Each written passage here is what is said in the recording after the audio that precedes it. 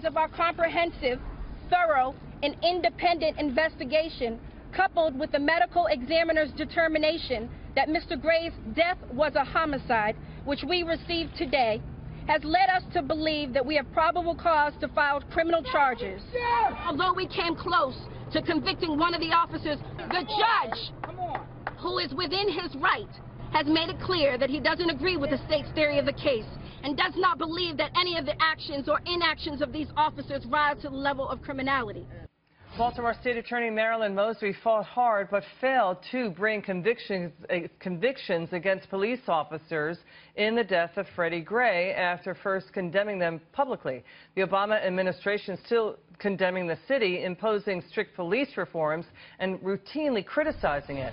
Trump Attorney General Jeff Sessions calling them out, saying he does have grave concerns that the Obama actions, quote, will reduce police powers and it will result in a less safe city. And now Baltimore's mayor is asking the FBI for help, saying murder in Baltimore is out of control. My next guest says it's President Obama's fault. Let's bring in Cleveland Police Patrolmen Association President Stephen Loomis. Why is it President Obama's fault? Listen, is this any surprise to anybody at this point? These men and women that are in the trenches out here doing the job are doing the best that they can with the resources that they have. The problem is that now we have the politicians crying for help. The politicians are the reason that we're here in law enforcement in this day and age. We've been treated as a necessary evil by largely democratic cities for way too long, decades, and now they're throwing their hands in the air saying, hey, you know, what are we going to do? We need help from the Fed. No, you don't. You need to treat the men and women of the Baltimore Police Department, a majority-minority police department, by the way, like the professionals that they are, and support them. And same here in the Cleveland. And largely every city that we're dealing with. And now, to your point, there's now a dramatic shortage of police officers in Baltimore. Since the year 2000, the number of Baltimore police officers, it's never fallen below 2,900. And today, it's around 2,500. I mean, is that enough to keep a city like Baltimore safe?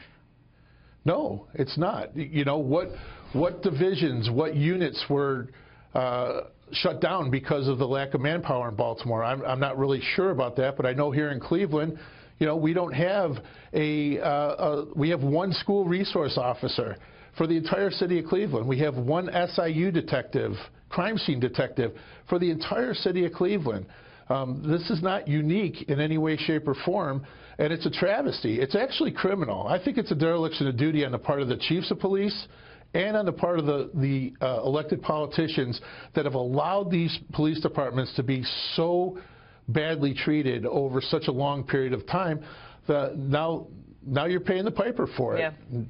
You know, to your point about, there have been over 1,000 people so far this year, 1,000 people shot in Chicago.